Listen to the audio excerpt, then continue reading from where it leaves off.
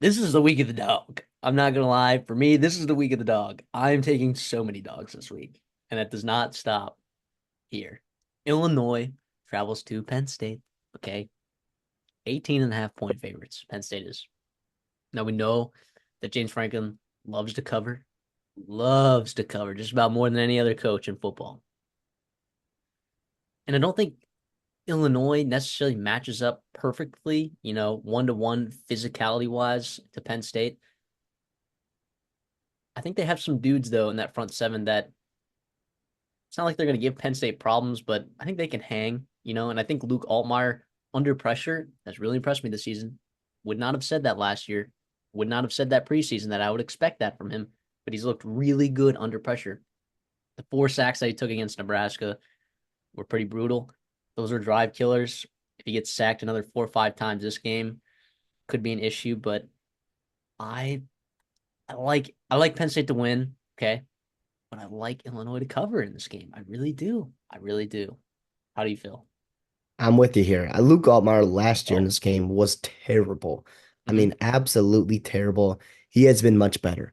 I was very impressed with how that offensive line played against Nebraska's defensive line. I think Penn State is a very good defensive line as well. But if Illinois' offensive line can hold up on the road again like he did last week, you gotta feel really good about them being able to stay ahead of the chains, run the football well, play action pass with Luke Altmaier, and take advantage of guys like Zachary Franklin, who sounds like he'll be healthy, and Pat Bryant. Right? Those are very solid plays. And if there is a spot for Penn State that I think, could have some vulnerabilities, it might be that secondary, right? We saw Connor Bazelak and Harold Fannin Jr. kind of light him up, just like they did A&M, right? Obviously, they're no slouch. They're in the MAC, but I feel pretty good that Altmaier, when he's playing well, and Pat Bryant and Franklin can do similar damage to Penn State. If Franklin's Yeah, healthy, I don't know what his status is. it sounded last I checked he was going to be. It sounded like he could play. Obviously, will be something to monitor. But even without him, I think it hurts their chances to win for sure. But I don't think crazy changes them to being able to cover. And yeah, man, this Brett Bielema team is playing well. Is playing well. And by the way, in a close game too, I feel pretty good about them because they've played a couple really close games and played well in the fourth quarter of and overtime, both of them. All right, so if I told you that Illinois has 10 sacks so far this season, that's 26th in the country. How many do you think Penn State has with all their elite edge rushing talent? Give me 7, 8. Four. Four. I think, if you scheme around it, you can get around great pass rush sometimes. Don't know what it's going to look like this game. You know how many interceptions Luke Altmaier's thrown this year? 0. Zero. That's right, baby. It is a different Luke Altmaier that we've seen before. So yeah, is this another road dog? Absolutely. Am I going to be taking another road dog? Yes. Give me a 4 for 4 on the road dogs right now, which is kind of scary. I'm not gonna lie, that's kind of scary. It's just what I like right now. It's just what I like. Um, Can I ask you real quick? yeah. Drew Alar versus Luke Altmaier. Who's a better quarterback? See, and here's the funny thing. I would have said, you know what the value of Drew Allmeyer is, or Drew Aller is the fact that he takes care of the football. And who is taking care of the football better than Drew Aller this year? Yep, That is exactly. Luke Altmaier. Now, has he seen? Actually, yeah, he has seen defenses that are really good. Kansas, that secondary, that's a great secondary. Super Nebraska as opportunistic. super opportunistic secondary. You got Nebraska, still didn't turn the ball over despite getting sacked 4 times.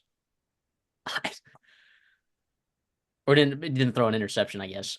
I'm loving Illinois in the spot, man. I'm loving Illinois. Can they stop the run? Can Illinois stop the run? I don't know. I mean, so far they're only letting up 3.5 yards per carry, and that's to a Kansas team who Devin Neal did run for over 100 yards, but for the most part they kind of kept the explosive run game in check. So I just like Illinois in the spot, man. Plus 18.5. That's a lot of points. That's so many points. Backdoor Yeah, cover season. We're talking. There's a lot of stuff that can happen here that can give Illinois a chance to cover. this is why you changed offensive coordinators, right? This is because, right, Andy Kotelnicki, his ability to run the football well, if Drew Alar cannot get going in a big time game like this, you can have those explosive run rates. I look at a guy like Dylan Rosiak, the Scott brothers in the slot there to be able to cover a guy like Tyler Warren. Tyler Warren's a very good football player, tight end for Penn State.